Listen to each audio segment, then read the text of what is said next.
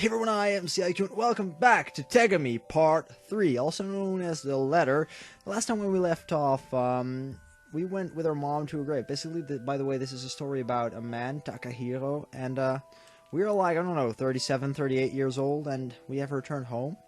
And our father has died, and we just visited our grave, and yeah. I don't know, let's jump right back into it, I guess. We were quiet now, peaceful like the warmth in our hearts. The last sunlight of the day drizzled through the low-hanging clouds. Everything was awash, including us. By the way, I recommend you watch the first two parts. It's pretty amazing. Pretty good story. I heard Mom whisper, "It's so beautiful." And I replied, "Yeah." Mother and son, reunited at last after so long, because no matter how little we talked to each other, we were family. No matter where we were connected. We were home in a few moments. The most precious moments in my life. The past was the past, something to cherish every day. But the present was the present, something to live for every day.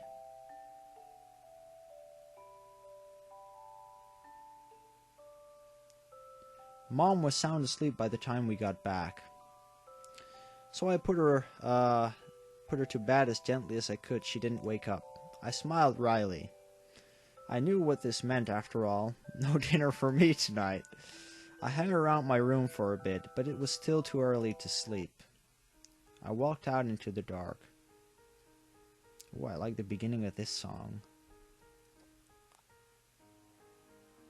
No idea where I was going, but that was okay. My feet knew where to take me. Right. How about the shrine? The one and only playground in the entire village was located there. Lots of good memories, so why not? Everything was as I remembered. The sun had vanished, the moon was high up in the sky, its cold light splintering across the land. Not a single cloud in sight. Here and there the stars punched holes of light in the veil of darkness overhead. There was rain. It just never stopped around here, did it? I looked up. I could see the droplets whispering through the misty air. The red arches of the shrine came into view, and then the long stairway. I remember those steps very well. I used to trip and fall on them all the time when I was a kid. Talk about dangerous. Children bounce after all, but if I took a spill like that now, bones would break. The thought made me smile. Now, how many steps were there? 68, if I remembered correctly. Well, time to see. Why not keep running tally? Might be fun. So I started climbing the stairs, humming as I went.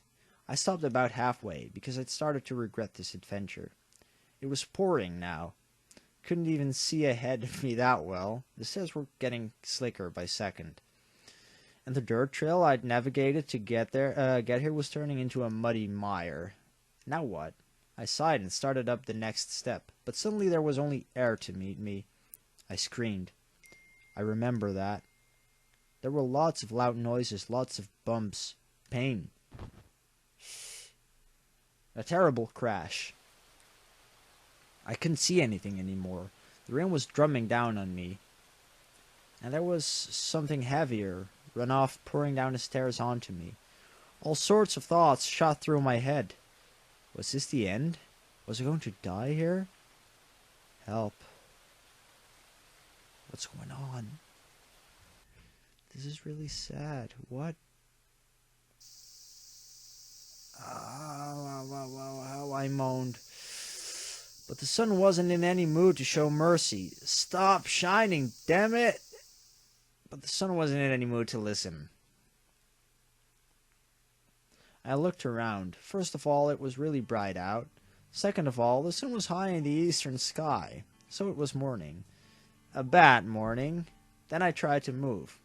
Horrible pain shot through every part of my body. Correction, a very bad morning. I couldn't even move. Okay, so obviously I'd fallen down the stairs. Well, duh. I'd really been out cold for this long then. I murmured. I looked over to my left. Sure enough, the stairway. Oh, wait a second. That wasn't the stairway. That was this kid. A kid who looked more than a little familiar at that. "Hey, that's funny," he said with a smirk. "What are you doing sleeping in a place like this, mister? Need some help?" So not only was he a kid, he was a rotten brat. Great. "Ha!" I replied in kind. "I don't think I need any help from the likes of you. Except, I really was having a hard time getting to my feet.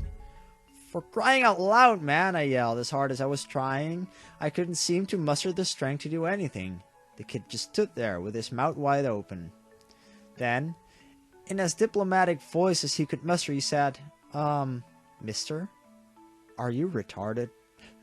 Yeah, that's one way of putting it.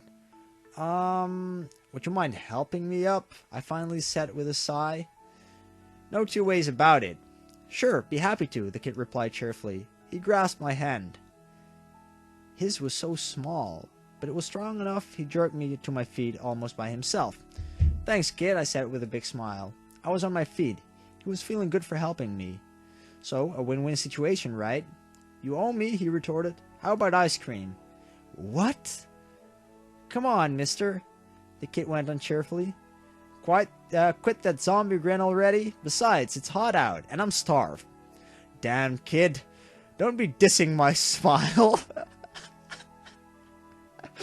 Anymore, and I'll feed you to the zombies for real."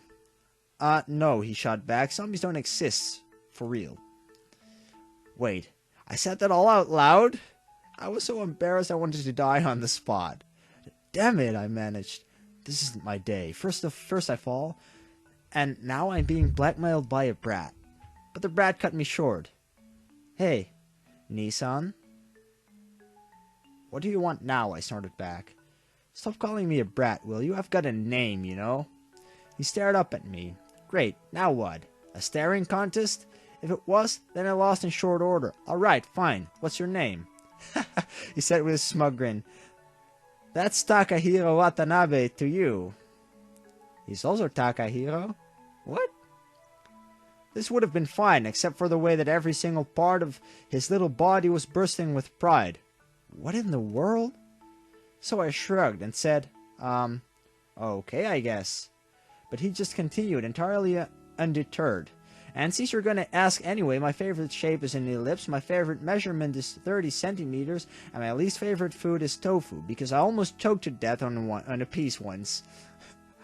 No, I wasn't going to ask at all. Are we talking to our, child version? Except one thing struck me. I hated tofu too, for the same reason.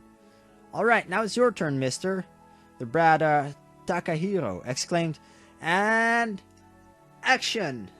Great, now he was playing make-believe video camera operator. Okay, I started. I'm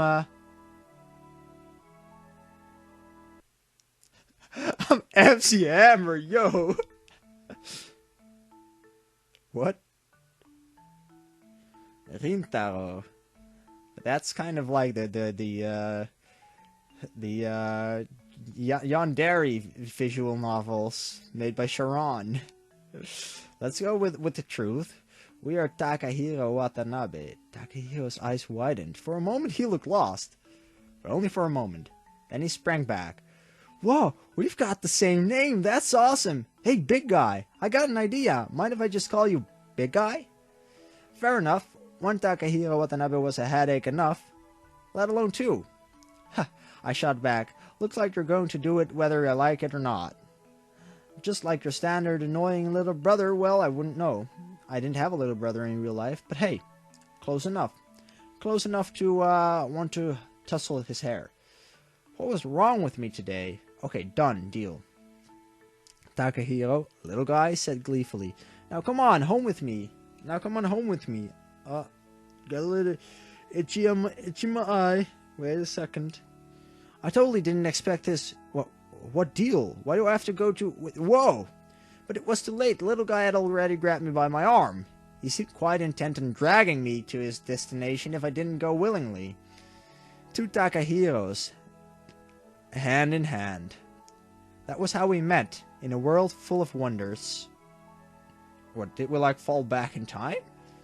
The pain from my fall was gone now, washed away like yesterday's rain. There were no more clouds in the sky now, just a blazing gold sun and blasting waves of heat. I could hear cicadas in chorus, faintly, as if I were underwater. My inner shadows melted away in the beginning of this new summer day.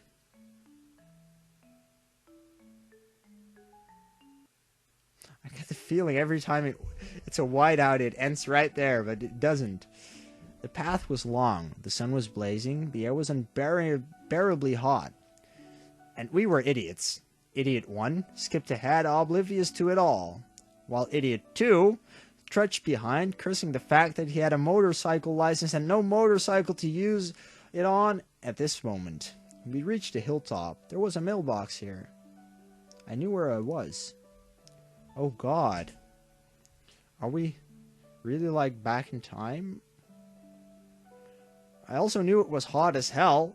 The air shimmered around me, making it impossible to see very far into the distance. But unfortunately for me, into the distance was exactly where we were headed. Little guy kept skipping ahead, oblivious to the heat. I kept sweating, panting hard. And no, not in a dirty way. I really was about to die here. Not that it mattered. I knew where we were going. Home. Little guy's home, not mine. Yet. We eventually struck up a conversation, you know? A single serving give and take for a single serving generation. Single servings of a whole bunch of things. As a matter of fact, I was impressed at Takahiro's penchant for wild tales, about mysterious explosions at remote temples, or about how an entire village vanished. About how there was a secret weapon factory deep in the mountains, or about how we'd seen fairies not 50 centimeters tall all flying about. The little guy kept at it for a long time, so long that I thought nothing serious would ever come from his lips, but then suddenly he asked me a question. "So, big guy," he said, "tell me about your family." Huh? I managed. This music is... This music is really nice. I really gotta say. I like the modulation it just made. Sorry, I'm kind of listening and reading at the same time. My family? Well, let's see. I thought about it for a while. How was I supposed to answer this? Well, I guess technically my family didn't exist in this place. I chose my words with care. My mom's the only family I have. My old man's dead. He passed away back when I was a little kid. I don't remember much about him. Oh, Takahiro murmured. I didn't know. Sorry, big guy. I waved this apology off. Not your fault, no worries. Wow. We're getting some furious dotting at this point. But anyways, we are going to end the third part of Tegami, also known as the letter right here. If you enjoyed it, make sure to leave a like and comment down below if you want to see me do more of this. I am really, really enjoying this story and the music and everything. Wow, Tegami is a really awesome game. But anyways, basically what happened is, I don't know, we kind of went back in time and now we're looking at our childhood version of ourselves or something. Who's very lively, and now we're going to visit our own house. And I guess our old man is still alive right there back then. I don't know. I honestly do not know. But we'll have to wait and see in the next part. This was Tegami, also known as The Letter, and I'm Siakun. I'm signing off. I'll see you guys in the next video I'm going to make. Thanks for watching, by the way. And I'll see you guys later. Take care. Goodbye. Bye-bye.